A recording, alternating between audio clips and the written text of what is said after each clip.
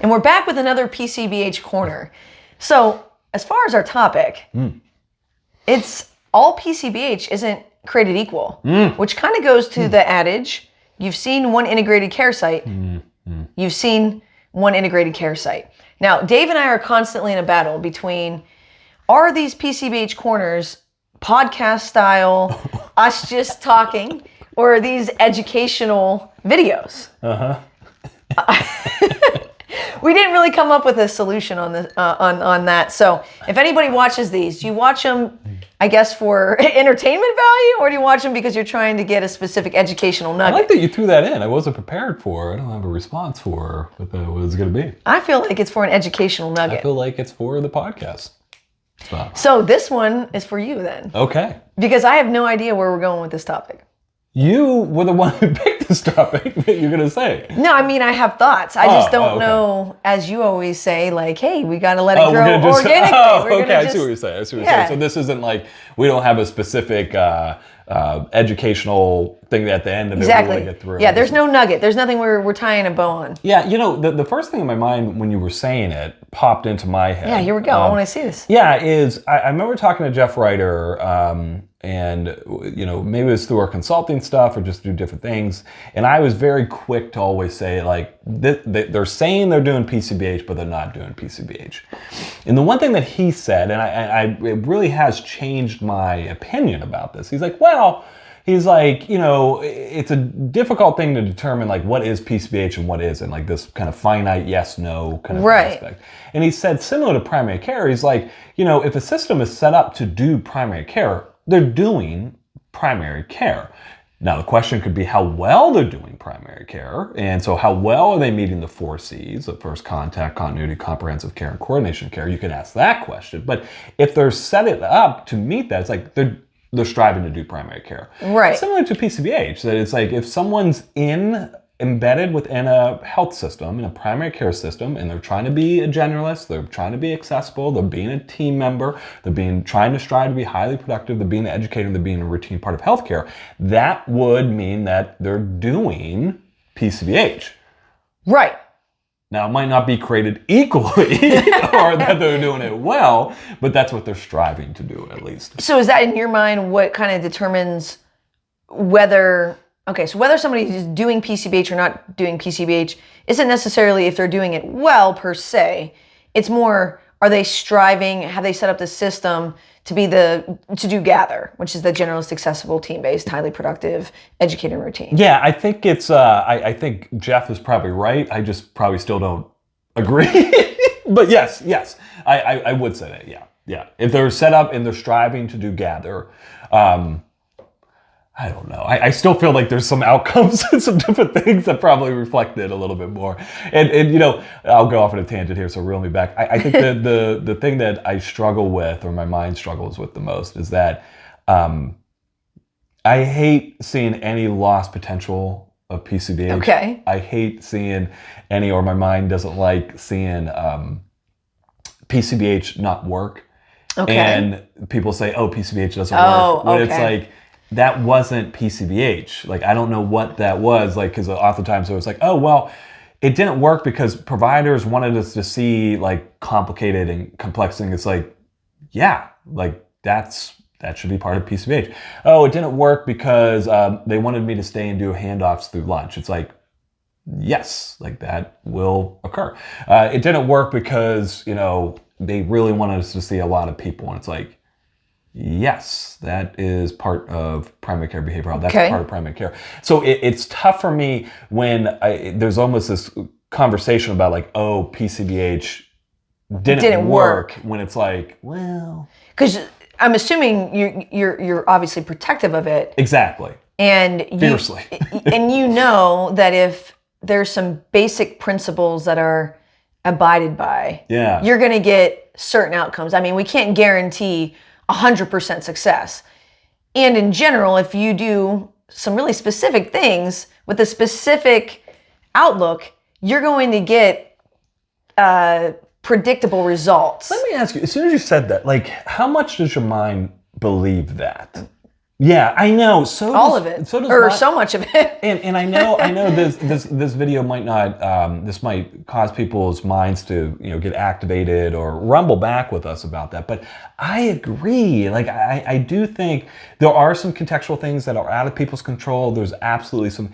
But what do we always say? What do we always say is the main reason why PCBH doesn't work? It's because of BHCs. Correct. I know, that's not again, popular. Grace, love, and compassion, and largely because the BHC, maybe they're looking at it as like it's a behavioral health intervention, mild to moderate. Most of the time it's lack of training, lack of support, lack of leadership. So that's not fair. That, I guess we're using a little bit of hyperbole to say, oh, it's the BHC's Well, it's a fault. podcast, so we're supposed to, Yeah, okay. So if we know that it's a BHC's fault that integration in the primary care setting is not being uptaken, then what I would next look at is, okay, were they onboarded? Right. Did they have any training? Are there any mental models that they're using to execute and flow throughout their day? Do they have a one-up?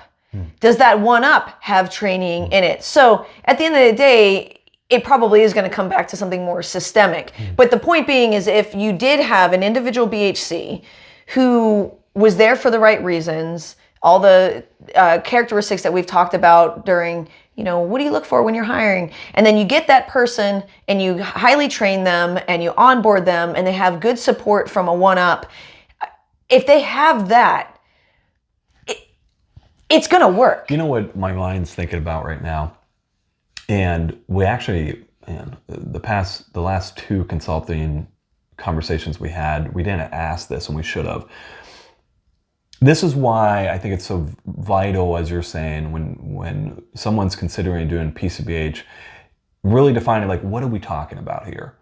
Are we talking about, hey, we want the primary care system to be able to support behavioral health needs a little bit more? It's like, okay, so let's develop a system that does that. Are we wanting primary care to be able to help people engage with the system, help change the behavior to make primary care more robust? Those are probably going to be different things. Right. And so this is where, we've talked about this in other corners, but I am glad we're having this conversation where someone goes to a conference, maybe it's administrator, and they hear this PCBH and it's really great. And they talk about HRSA. There's a lot of funding now. They watch our video where we talk about access, how great access is. They all these different things, but there's not this understanding and, grace, love, and compassion, because it's not to say that we're like the ones that were right about this, but it just is, I think it is because we've seen what it's been to our community and our system that we're so fiercely protective of it, is that there just has to be an understanding about what you're trying to go for. Because sometimes the goals of the healthcare system, co-located mental health providers, might be great. That might make more sense than PCBH. That might make more sense than PCBH. Well, I mean, we constantly talk about that starting with the end in mind. And then in our implementer lab course that we're doing, that's out of the 8 sessions that we're doing, the first session was about value alignment. Yes. And we hit that hard. And saying, well, where are we trying to go with it? Because if you know where you're trying to go, or at least ballpark where you're trying to go, you can work backwards to see what model fits. And then if a specific model doesn't fit, then what aspects of it fit? Yeah. Because the thing that becomes interesting, let me know where your mind goes about that. I was thinking about this the other day. There's almost like a converging of two realities that are then happening simultaneously as we're talking about integrated behavioral health. And those two converging realities are, one, mental health, we know largely goes untreated, unsupported, and people can't access it. So that's one kind of river, if you will, that's converging. The other converging thing, and we'll have maybe other rivers that are coming too. The other converging thing is that, like, oh, buddy, lifestyle is really starting to cause problems for these variety of different things that are showing up. The things that are killing people are largely related and rooted in lifestyle. And within, there's almost like a couple of different streams that are like adding to that. Now we have like the ACEs research, we're seeing about social determinants of health. We're seeing about racism and discrimination that are influencing these different things. Systemic, all the system, and then just the current times. like inflation and oh my gosh, which of course feed into social determinants of health. Absolutely. So you see all these convergent things, and then you're starting to see this convergent thing. It's like, oh man, maybe like healthcare hasn't been that engaging to patients, right? Like that's another converging thing. So we see all these different things. What's interesting though, we're kind of lumping all of them together right now when it's like that might not be true to do. Now for our system, that is true to do. Like we're saying, hey, our PCBH is about everything that shows up in healthcare. So it's about mental health and behavioral health. Yes, it's about lifestyle. Yes, it's about social determinants of health, tearing down systematic or systemic discrimination. Like all those things, making it a more engaging place. All that is true to PCBH. Okay. But how, as you said, like how well thought out at the beginning for people that are like, hey, we're going to do integration. Like, what are we doing it for?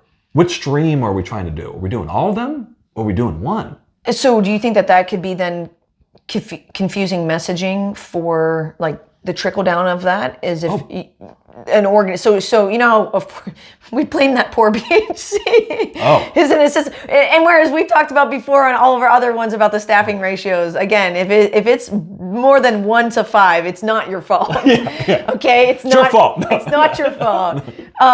So yeah, we're thinking about that poor BHC, whoever, you know, it's not, so it's not just onboarding for like how to do a visit. There's also like, what is the goal? Correct. Because here's the thing, you want to talk crazy? I'll talk crazy. I'm going to get real crazy, right? I don't know where you're about to go with this right now. You know those different streams, those different rivers? Ironically, I think different professions could probably do better in specific streams. Oh, okay. And what's interesting is that since we've lumped them all together, the mental health field has been largely just indiscriminately said, you're the ones that should be helping with this. When it's like, oh, I don't know. Like I was talking to our trainees about this. It's like, yeah, like integrated behavioral health, primary care behavioral health, like we're talking about mental health providers largely because we have been the ones that have been here. Right. Were we the right ones?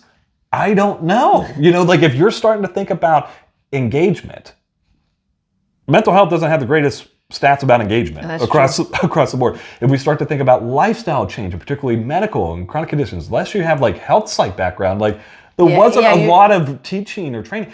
We talk about improving primary care. There's no, So now we keep blaming this poor BHC that just is getting pummeled right now. They might not have even been the right person, right, or field to do this. Where's your mind go?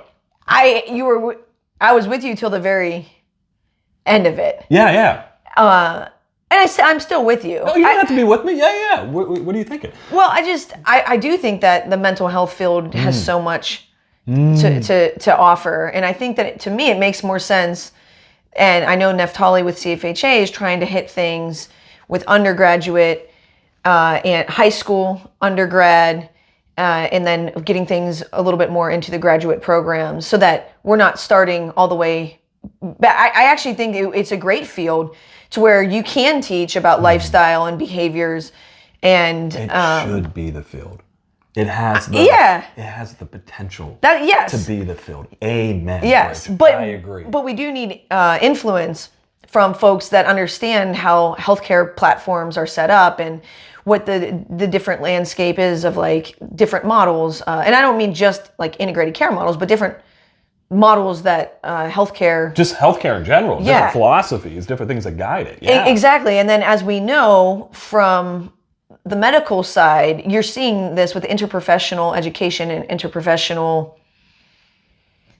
There's interprofessional education. IP.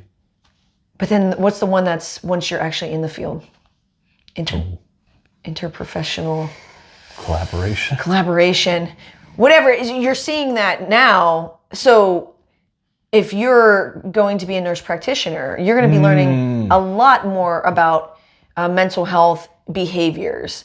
And then in addition to the medical curriculum.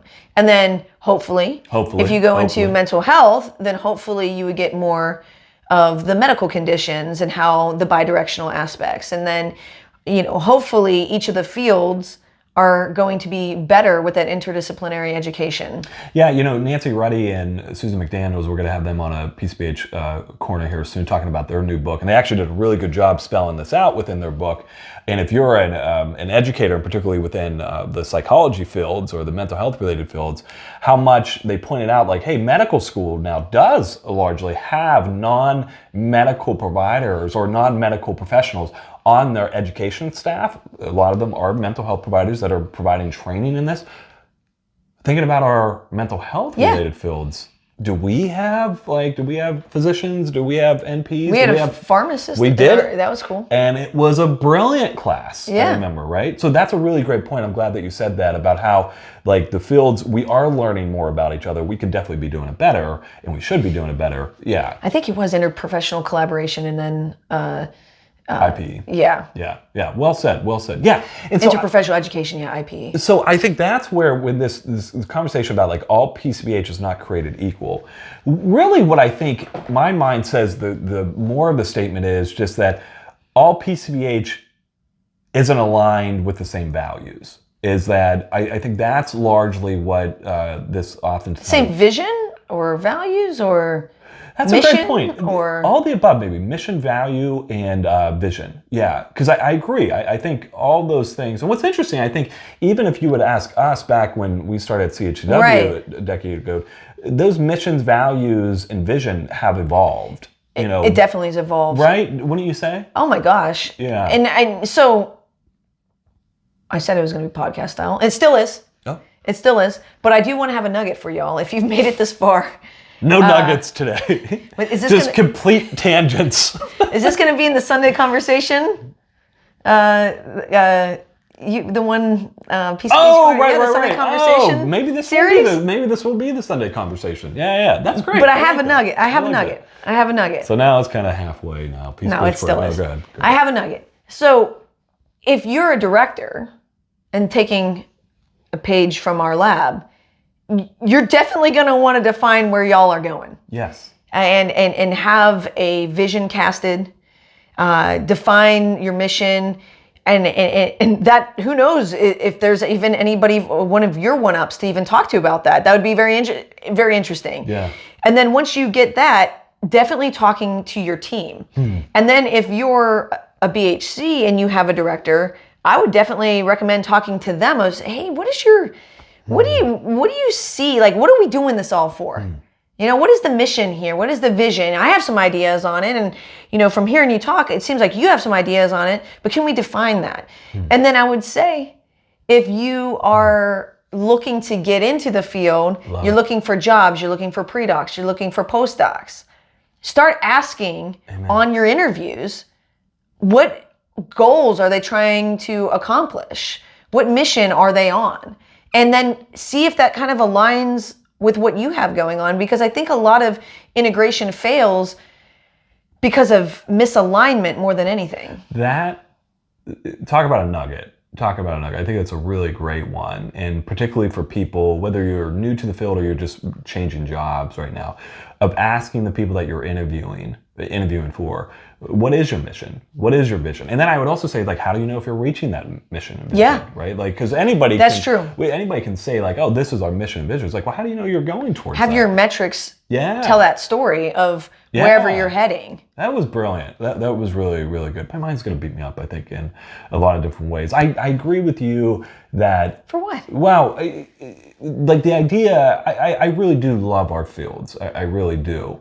So I don't want to come off as like... Oh, you didn't. Okay. And I do agree with you, like the potentiality, we should be the fields that are answering this call. We should be the experts in behavioral change, which then means all those different streams and rivers, whether it be behavioral health, whether it be just lifestyle changes, dismantling systemic discrimination. If we talk about helping people become more engaged and healthy, like that's all behavior. We should be those fields. And it doesn't mean all the other stuff that we identified, that re-envisioning what primary care looks like with having occupational therapists or having social workers, and people still might have their area of expertise, but it'll be interesting to see as we all learn from each other. It'll be very interesting to see how things are in the future. The most important question that we have for you all is one we started with. Is this a podcast or is it an educational aspect? Let us know. This will probably be, I do like it being the Sunday conversation though, because that can be a little bit more podcast style or, there we go. Okay. All right. Till next time.